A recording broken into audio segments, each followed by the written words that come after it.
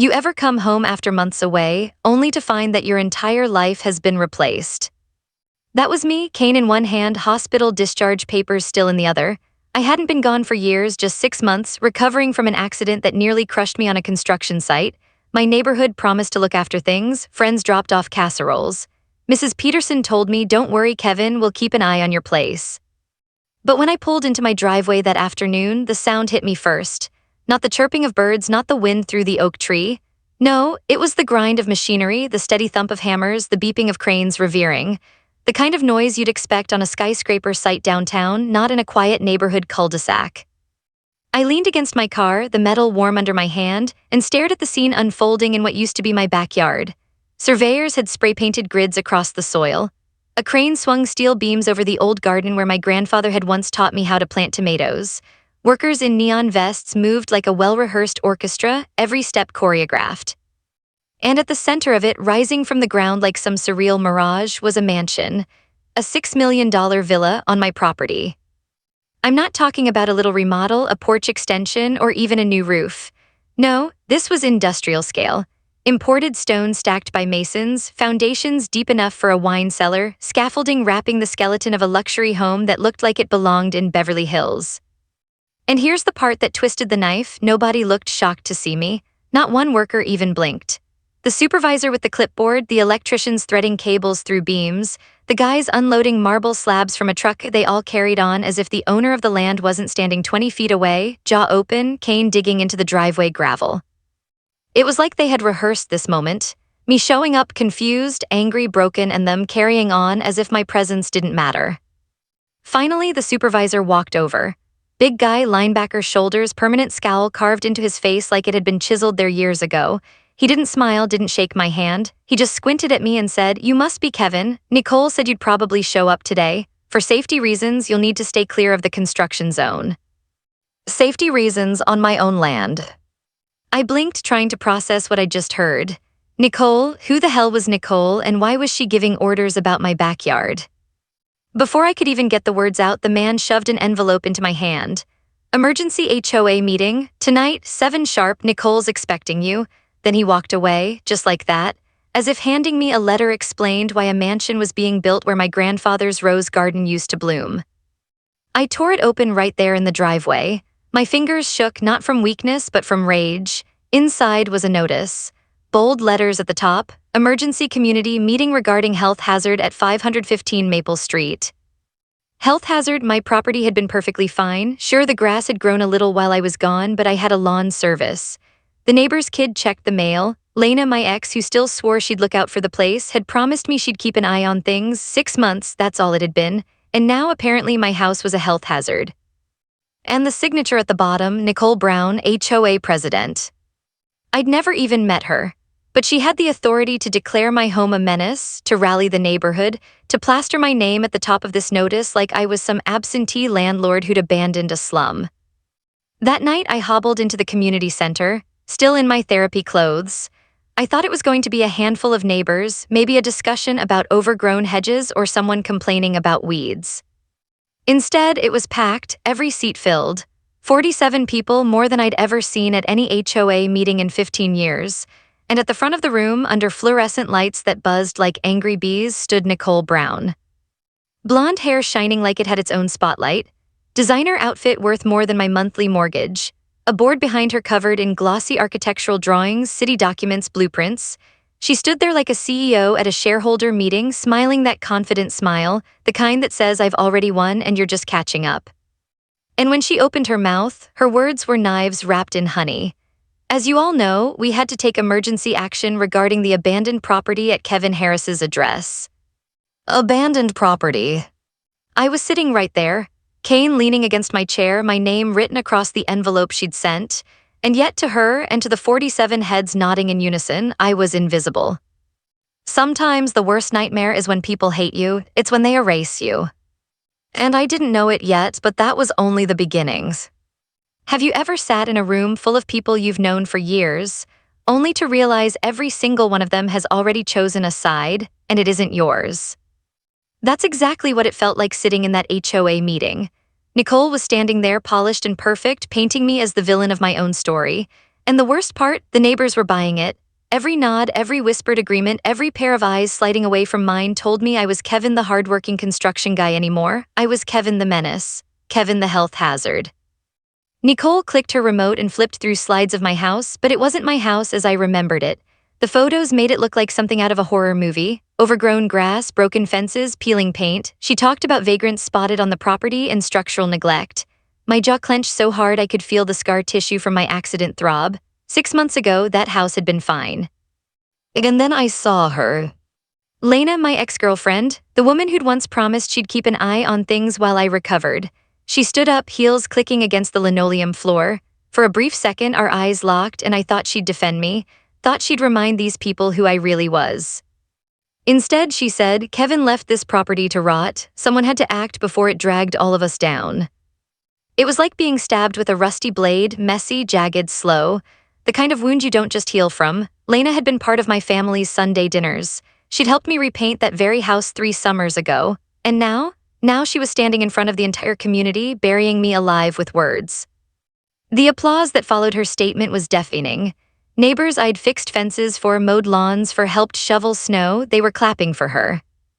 Nicole's smile widened. She moved in for the kill. Sometimes, she said, her gaze flicking directly at me, community action is necessary when individual responsibility fails.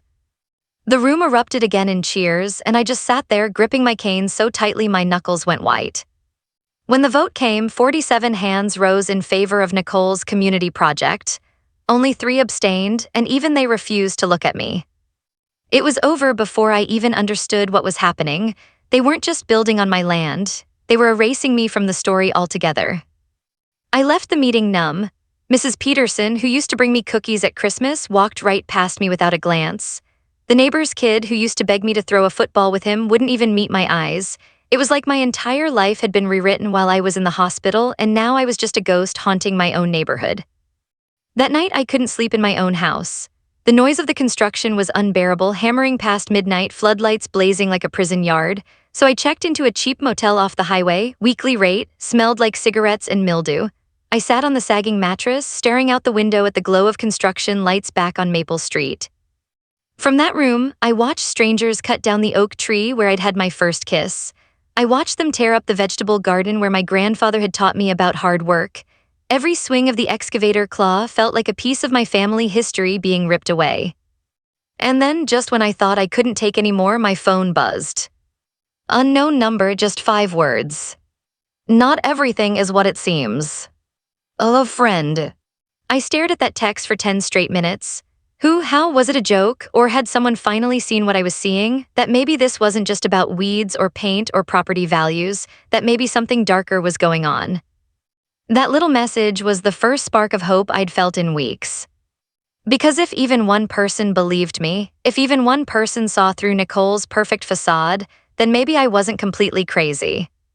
What I didn't know then was that text wasn't just comfort, it was a warning, and the person behind it, someone I never expected. Someone who would flip this entire nightmare upside down. But at that moment, sitting in a motel that smelled like stale beer, I didn't know any of that.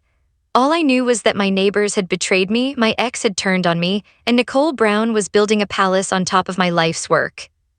And she was just getting started. You think losing your property is the worst part?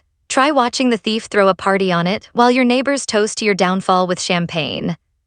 That was my reality. Every morning I woke up to the sound of machinery rumbling in the distance.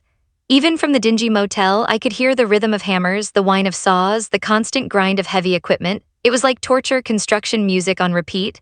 And the cruelest part, it wasn't just noise, it was progress, Nicole's progress. I hobbled to the blinds one morning, cane tapping against the warped motel floor, and saw them working at sunrise. 12-hour shifts, 7 days a week.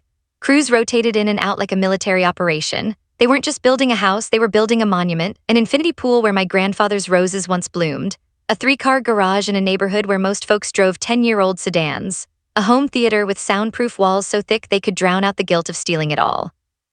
Nicole wasn't content with just construction. She staged tour, called them progress parties. Neighbors showed up in their Sunday best, sipping wine, laughing, taking selfies with the mansion skeleton rising behind them. They clinked glasses to community transformation while I sat in a motel chair that smelled like old fries staring through a greasy window. Mrs. Johnson, the same woman who used to scold kids for biking too fast, was suddenly posting selfies online with the construction crew like she'd been invited to a celebrity wedding. Hashtags about community pride and neighborhood revival popped up on social media, each one twisting the knife a little deeper. They were celebrating my destruction like it was some kind of festival. And me, I was eating gas station sandwiches, counting coins to stretch disability payments, trying to ignore the pity in the motel clerk's eyes when I asked for another week. You ever try to heal when your entire life is being erased in real time? It doesn't work. My physical therapy sessions stalled. The doctor said stress was slowing me down. How was I supposed to relax when I could literally hear the destruction of my family's history in every hammer strike? But Nicole, she was thriving. The local news picked up the story. I'll never forget sitting in that motel bed, flicking on the old TV, and seeing her standing in my front yard in a designer suit, hair perfect, makeup flawless, smiling at the camera like she was running for office. Sometimes, she told the reporter, her voice dripping with confidence, community action is necessary when individual responsibility fails. And the reporter ate it up, called her a neighborhood hero. The segment won a local journalism award. She became the face of property values, community spirit, and grassroots leadership, all while stealing my home right out from under me. No one asked for my side of the story, not once. And here what made it worse, my neighbors weren't just blind, they were invested. Literally, property values jumped $30,000–$50,000 just because of Nicole's project. Everyone was profiting from my loss. The richer they got, the more silent they became. You know what silence sounds like? It's Mrs. Peterson walking past me in the grocery store without a word. It's old friends at the diner lowering their voices when I limp through the door. It's people I'd known for years pretending I was invisible because acknowledging me meant acknowledging their complicity. Nicole knew exactly what she was doing. She turned greed into loyalty, doubt into silence. She built her empire on top of my land brick by brick, lie by lie. And the city, they loved her. She hosted presentations at town halls, standing ovations following her every word, charts, graphs, professional slides about 15% property value increases. She had endorsements from realtors, praise from city council. Even the mayor shook her hand. Meanwhile, I was the villain in their story. Kevin the hazard, Kevin the irresponsible, Kevin the ghost haunting his own street. But in the middle of all that noise, between the champagne glasses and the news cameras and the applause, I started noticing something odd. Lena. Yeah, the same Lena who betrayed me at the HOA meeting. She was still showing up at Nicole's events, standing in the crowd like she belonged there, but her behavior didn't add up. She asked questions no normal neighbor would ask, specific ones about permits, timelines, funding. Why would someone supposedly cheering for Nicole care about the exact dates city inspections were signed?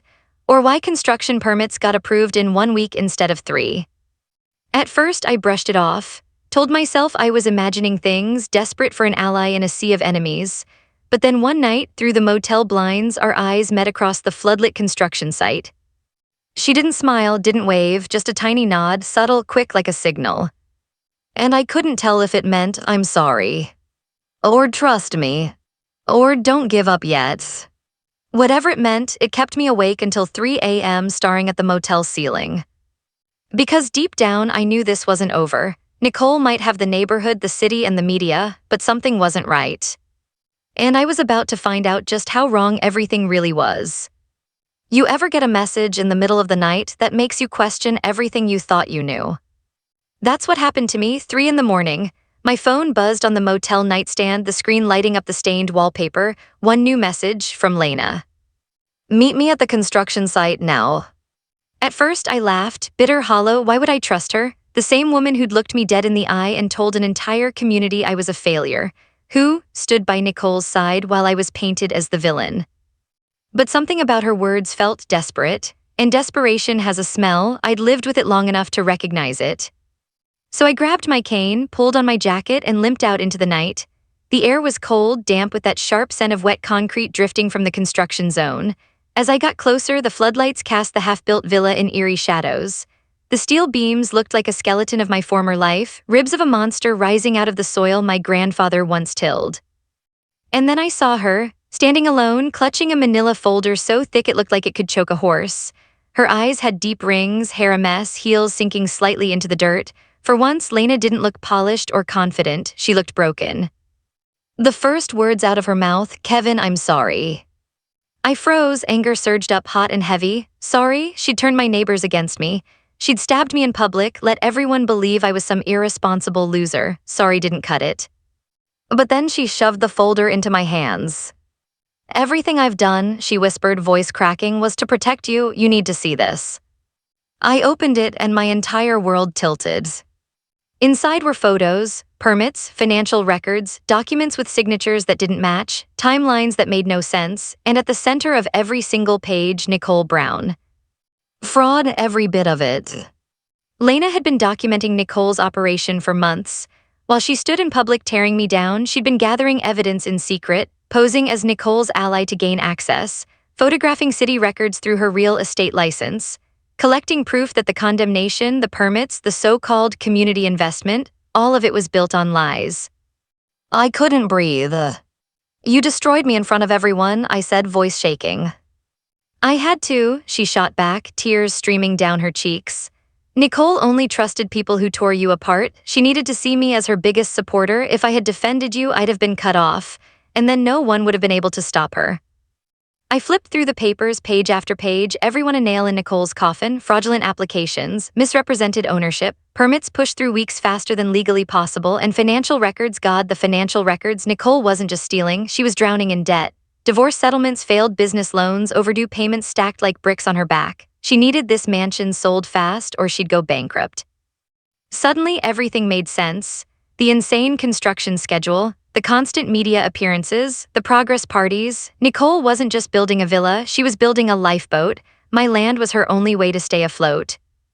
And Lena, she'd been walking a razor's edge, publicly playing Nicole's puppet while secretly building a case to bury her. I wanted to scream, to hug her, to shove her away, to thank her. My emotions collided so violently I almost collapsed. "Do you have any idea," I said through clenched teeth, "what it felt like to hear you betray me, to see you clap along with them?" She nodded, sobbing. Every word broke me, but I couldn't blow my cover. I had to be seen as loyal to her, completely loyal, or none of this would matter. "Kevin, this wasn't just about you. I was protecting myself too. If her scheme collapsed and I looked complicit, my career was over. I had to make sure the record showed I was her ally while I was documenting everything."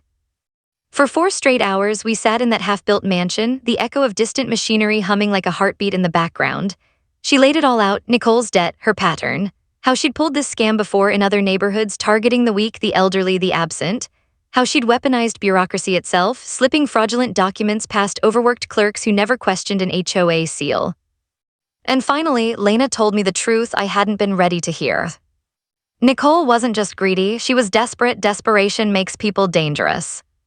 Lena's evidence was overwhelming. The city had been duped, the investors misled, and the neighbors manipulated into believing theft was salvation.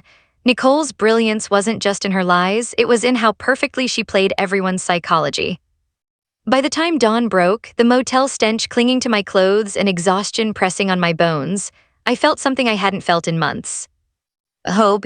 Real, dangerous, defiant hope. Because now I wasn't fighting alone.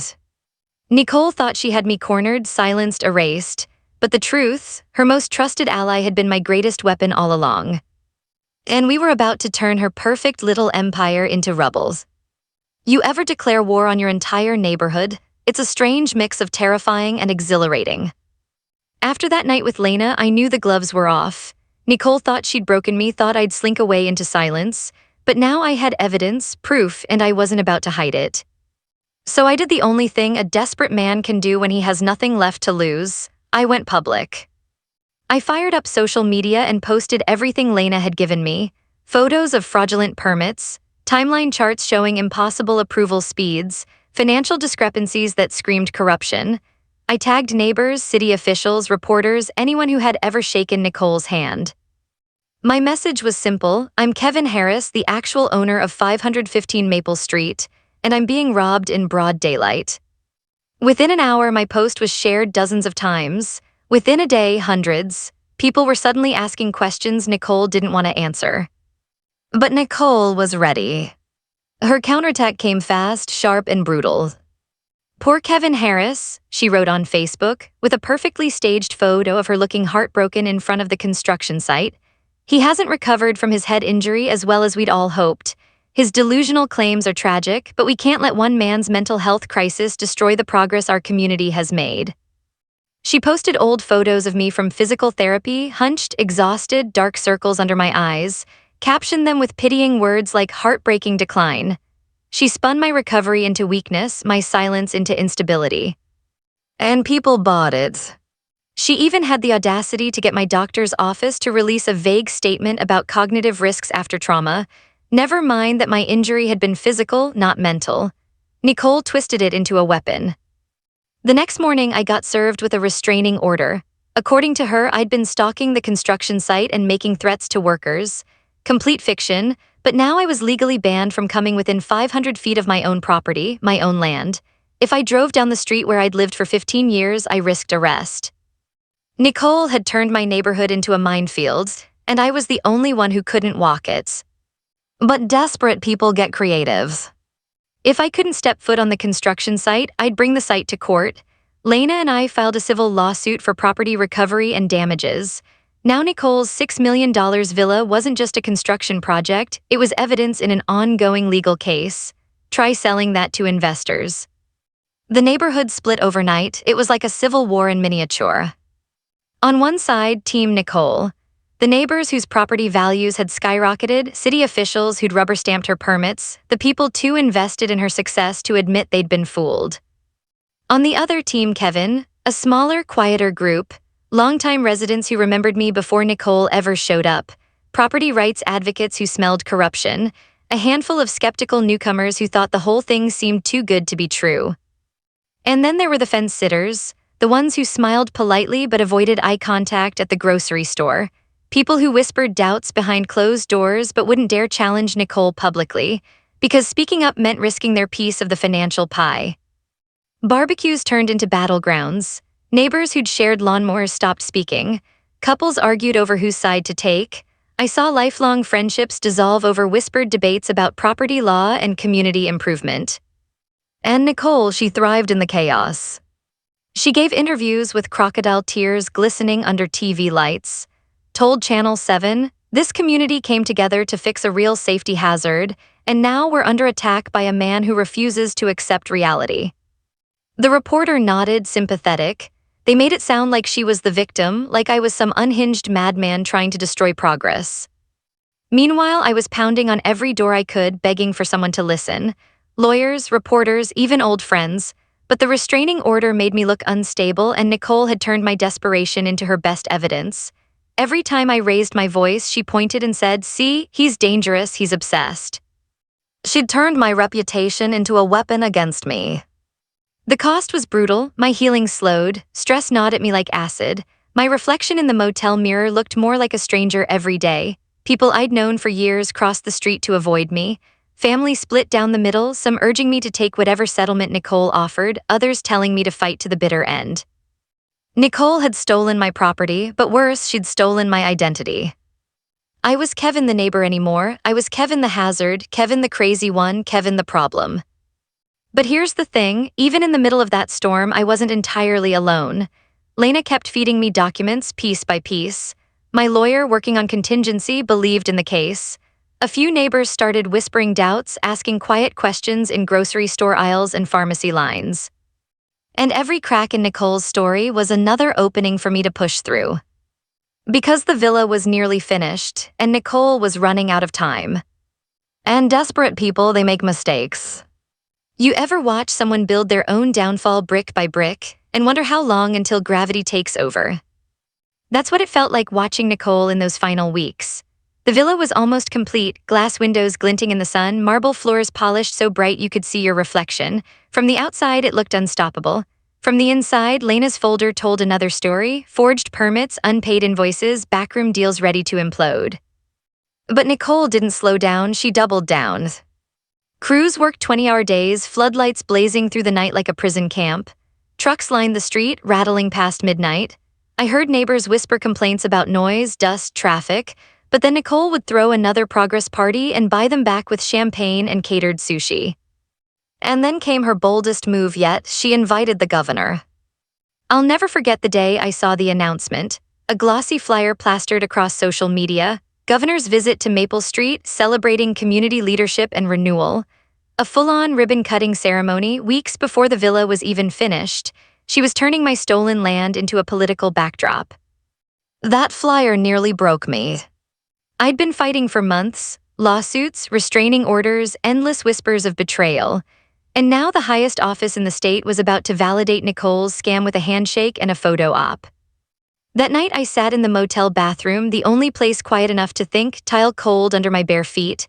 My reflection in the cracked mirror barely looked like me anymore. Hollow cheeks, sunken eyes, a permanent crease of exhaustion between my brows. I whispered out loud just to hear my own voice, maybe she's already won. It scared me how much I believed it. I thought about my grandfather, hands rough from years in that garden, telling me, a man's home is more than wood and brick. It's where his story takes root. And here I was, watching my story get ripped out, roots and all. I thought about the workers, guys just doing their jobs, cashing checks, not caring whose land they stood on.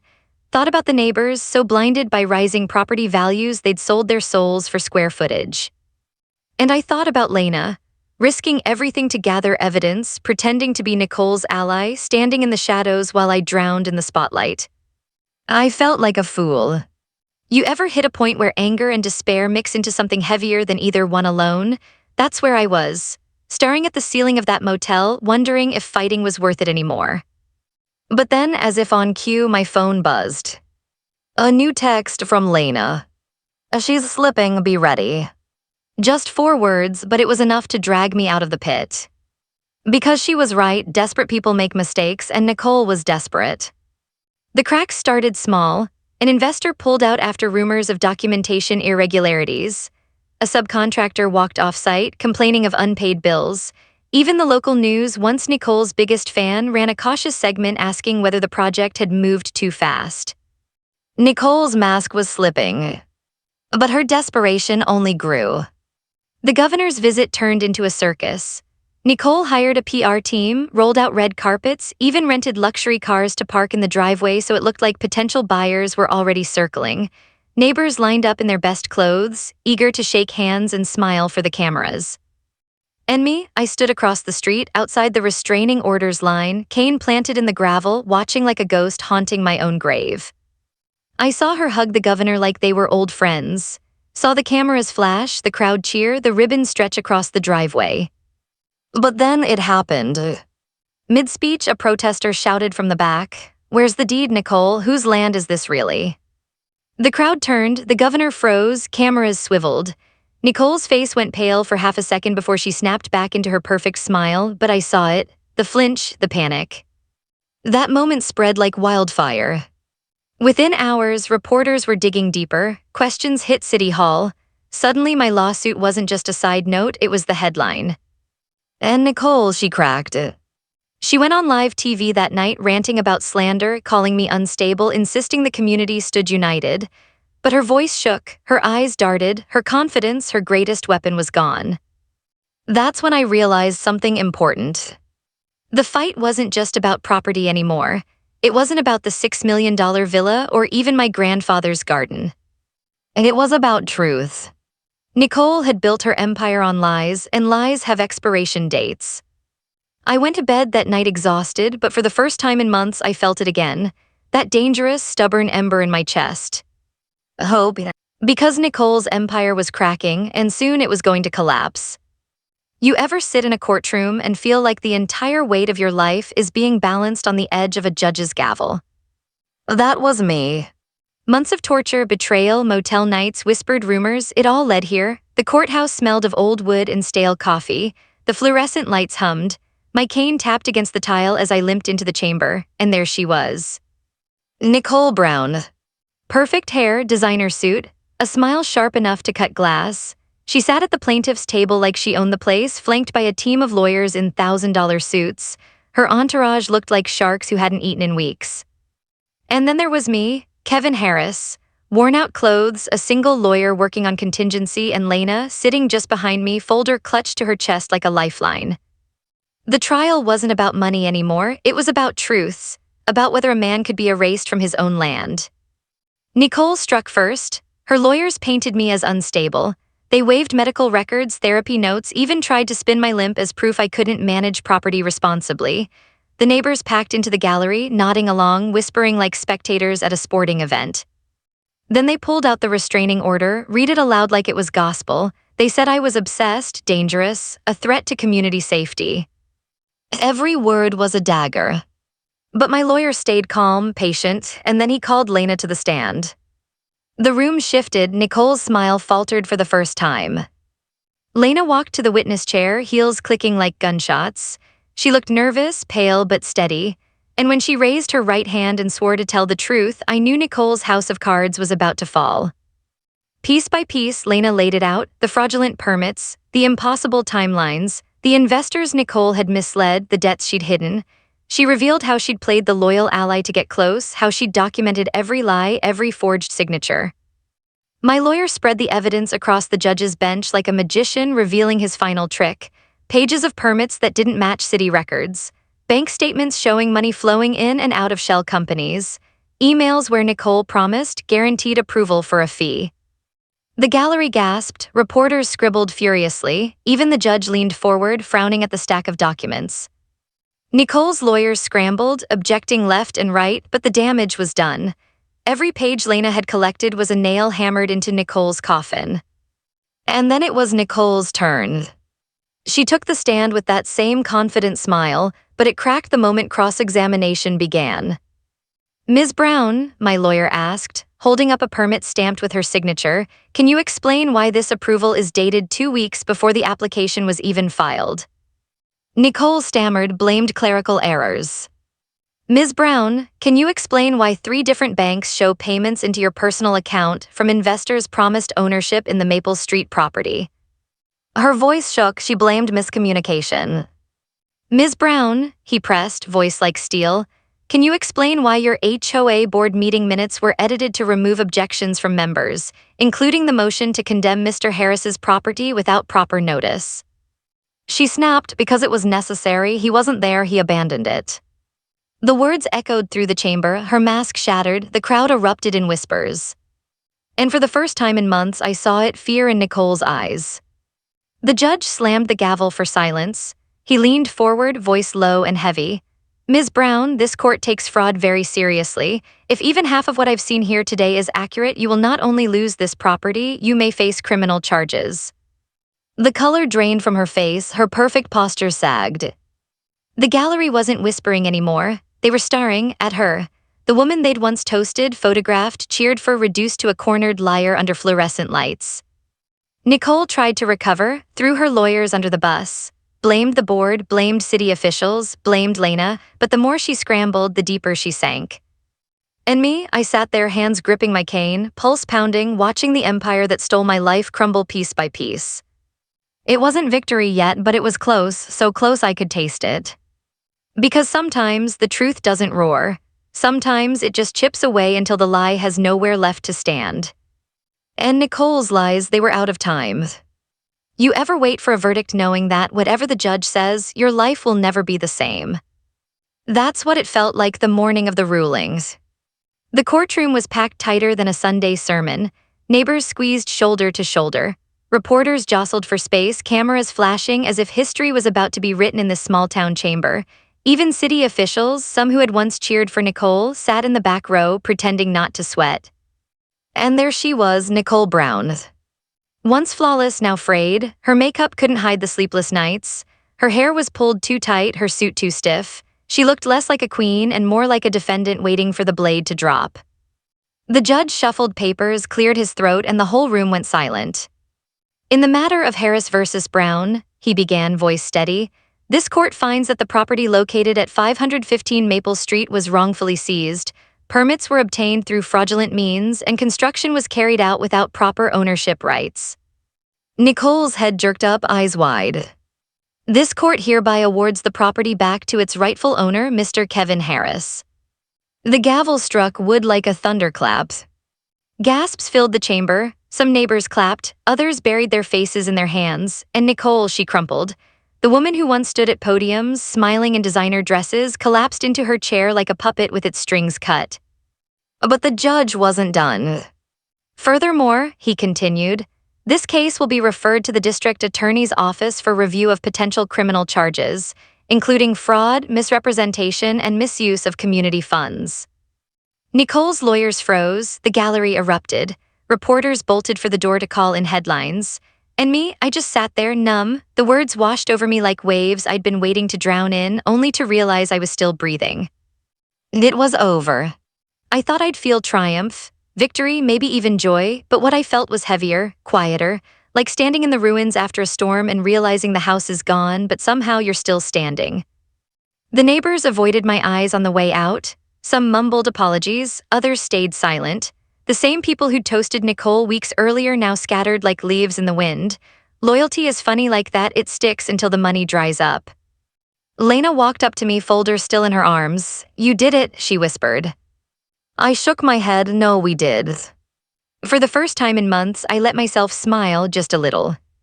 The aftermath was messy. The villa, half-finished, gaudy, empty, stood on my land like a ghost of Nicole's ambition. For months it sat untouched, scaffolding rusting, windows collecting dust. The city eventually ordered it torn down. Watching bulldozers rip it apart was strangely cathartic, like watching the lie dissolve piece by piece, brick by brick. Nicole, she vanished from Maple Street. Rumors spread, bankruptcy filings, a house in foreclosure, whispers of plea deals with prosecutors. Her name became a punchline at the very barbecues where she'd once been celebrated. But me, I didn't celebrate. I moved back into my house, what was left of it. The garden was gone, the oak tree reduced to a stump, the soil scarred by months of construction. But it was mine, my grandfather's land, my roots. I spent long days sitting on the porch, cane resting against the rail, listening to the quiet. For the first time in what felt like forever, there were no hammers, no saws, no floodlights, just silence, honest silence. Neighbors started talking to me again. Tentative at first, then warmer. Some offered apologies, others offered excuses. A few never spoke to me again, and that was fine. Because here's the truth I learned. Sometimes the strongest victories don't look like parades. They look like survival, like standing your ground when the world tries to erase you. One evening, Lena stopped by. We sat on the porch, watching the sun dip low over Maple Street. For a while, neither of us spoke. Finally, I said, you saved me. She shook her head. You saved yourself, I just gave you the tools. And maybe she was right. Because in the end, it wasn't about Nicole.